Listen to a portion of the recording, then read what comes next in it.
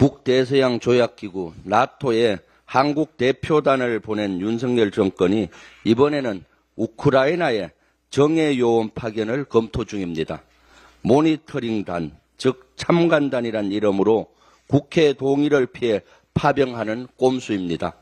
뉴스원 보도에 따르면 이 참관단은 국가정보원과 군 대북, 정보, 심리전 분야 정예요원들로 구성될 것으로 보입니다. 실제 전쟁터에 투입된 북한군의 전력을 파악하거나 대북 심리전을 전개할 것으로 예상됩니다.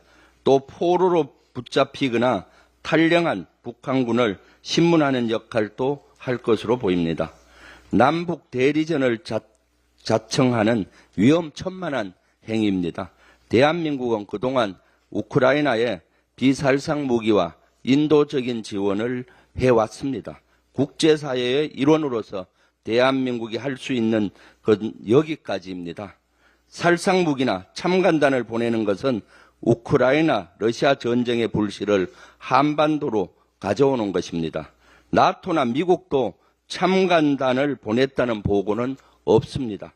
그런데도 윤석열 정권은 불필요하게 급발진하면서 국민을 사지로 내몰고 있습니다. 최근 여론조사에 따르면은 살상무기 지원을 여론을 보면은 국민의 82%가 살상무기 지원을 반대하고 있습니다. 찬성하는 비중은 13%에 불과합니다. 파병에 반대하는 여론은 83.7%입니다. 찬성은 12.8%보다 압도적으로 높습니다. 국민 대다수의 절대적인 반대도 살상 무기를 보내거나 파병을 하는 것은 명백한 범죄 행위입니다. 외국과 공모해 대한민국의 전쟁의 단초를 여는 것은 형법 제92조 외환 유치죄에 해당한다는 점을 명심하기 바랍니다. 헌법 60조 2항에는 국회는 국군의 해외 파견에 대한 동의권을 갖는다고 했습니다. 해외 한 명이라도 보내는 것은 파병입니다. 이것은 국회 동의사항입니다.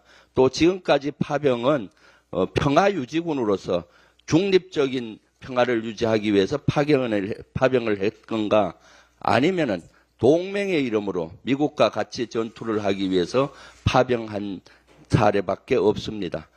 어느 한편에서도 동맹도 아닌 데서는 사례는 이번이 처음입니다. 우리 당은 윤석열 정권에서 우크라이나 전쟁터에 국회 동의 없이 참관단을 파견을 보낸다면은 국방부 장관 탄핵 등 다양한 법적 강구를 하겠습니다. 지금이야말로 안보 위기 상황입니다. 우리가 굳이 우크라이나 전쟁터에 끌려 들어갈 필요가 없습니다. 이것은 우리 국가의 최대 위기를 가져올 수 있기 때문입니다.